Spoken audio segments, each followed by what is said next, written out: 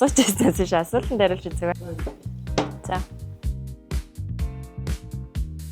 Бэлээ юу ч гэсэн хариулъя.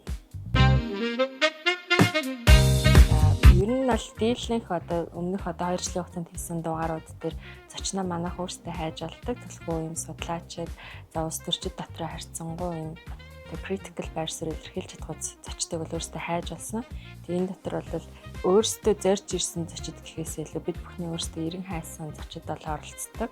За тэгээд оролцъё гэж зочид байдаг боловч төдийлөн яг ингээд ажлын хажуугаар хийдэг. Студийн цаг бас ингээ хомс байдаг болохоор энэ бол бас төдийлөн бас өссөн хүн болгоноос бидэд оруулж чадахгүй байгаа. Магадгүй ирэх жилийн дугааруудаас илүү олон орох болоо гэж бодож байна. Гомбын Ганбаатар гишүүнтэй хийсэн дугаар дээр би тэд яг ингээ тарилангийн талбай дээр очиж одоо бичлэг хийсэн. Тэгэхэд бол миний сэтгэлд юу хамгийн хүлцсэн бэ гэхээр тухайн хүний өгүүлж байгаа юм түүх буюу storytelling надад маш их хүлцсэн. Тэгээд тухайн тэр storytelling-ийн тастай drill болгосон чинь бас маш олон хандлт авсан. За тийм хүмүүс маш их шеэрлсэн байсан.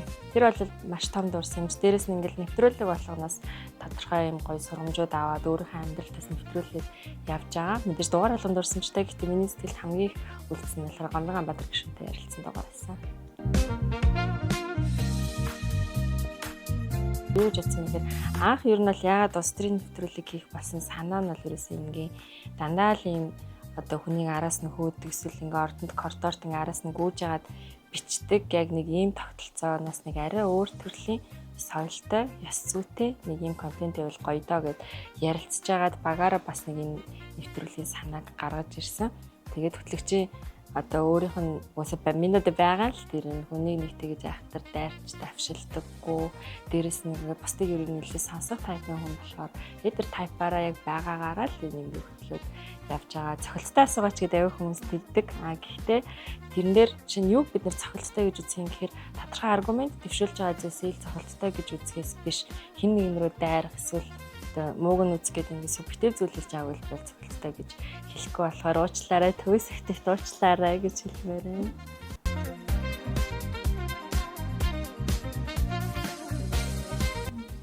Энэ нэг миний нүур бодолтой л ингээ хойшоогоо бас ингээ урагшаага юм том юм хар контр тавьдаг. Тэгээ одоо шилгүй байгаа учраас эндээ харцсан гоо зөөлөн бодсон. Тэгээд бүр ингээ оюутан байхаас л тэр бодол тэр нь тогтцсон. Яагаад гэвэл би ингээд оюутны ширээнээс гараад өмгөөллийн салбарт ажиллаад амар беби царайтай байсан. Тэгээд өөрөө юм жижигэн битэй торгоо учраас хүмүүс аа ингээд хичээн дөө ахын дөө гэдэг аягүй тэгдэг байсан. Тэгээд ер нь бол авартай харагдах гэж юм хар том контур татаж зурсаараа тэр маань ерөнхийдөө ингээд хөвшил болсон. Одоо л баг контур тавиагүй гэдэг хүмүүс намайг танихгүй байх хэмжээнд одоо нэгэнд ингээд тогтцсон. Стайл, имиж юм да. Тийм. Ачаагээд миний мэдхийн хамгийн их ирсэн одоо энэ хүний зочноор оруулж өгөөч гэсэн 2 хүн байдаг. Нэг нь болохоор яг одоогийн улсын хурлын дараа уучрал байдаг. Тэгээд хотын дараа Нямбатар хоёрыг урьж оролцуулаа чи ингээд гоё юм асууж өгөөч гэж тэгдэг. Гэхдээ яг магадгүй дахиад ингээд энэ нэвтрүүлэг үргэлжлэх эсвэл одоо ярилцлага хийх боломж гарах юм бол мэдээж тухайн чатанд ирсэн хүмүүсээ бол урьж ярилцаад бэлэн. Гэхдээ харамсалтай манай политик ток нэвтрүүлэг цаашдаа одоо яг энэ ярилцлагын формат чиглэлээрээ явахгүй учраас энэ face to face те нэг эсрэг нэг гэдэг шиг юм ярилцлага бараг байха болж байгаа болов гэж би бодож байна. Гэтэ мэдээж одоо чатанд ирж байгаа зочдын саналыг бол их мэдээж үргэлж хүлээж авахд бэлэн байх болно.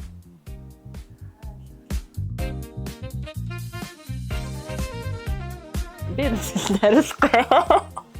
Энэ амар хөөшөжтэй асуулт. Дээрээс нь би юу хариулахгүй энэ асуултыг алгасан. За бид одоо 2025 онд яг зөвхөн политик ток дайраа гэдэг нэрийн доор нийтдээ 25 дугаар бэлтгэсэн байна. За энэ жилийн бас нэг онцлог нь болохоор Юбан гэдэг нэртэй подкастыг бас бид нэр эхлүүлсэн. Төрийн байгууллагын үйл ажиллагааны ингийн шилжүүлэлттэй тэр зөвхөн 25 онд гэхэд бид нэр 44 дугаар хийсэн гэж үзэхээр сард бараг нэг 10 дугаар хийсэн гэж тарах гэдэг юм. Тэгэхээр одоо онцлог гэх юм бол энэ 2025 он бол маш шаргуу хөдөлмөрсөн, маш бүтээлч хөдөлмөрч жил байлаа Polititalk дайргийн хувьд. Тэгээд цаашдаа бас энэ 2026 онд бид нэр контентын төрлийг баг зэрэг өөрчлөлт яг тийм face to face ярилцлагаасаа бас нэг арай өөр сонирхолтой хэлбэрээр үзэгчдэд хүрэхээр бэлтгэж байгаа 2025 он бол ол замд дүүрэн байлаа гэж би үздэг үнэхээр байлаа.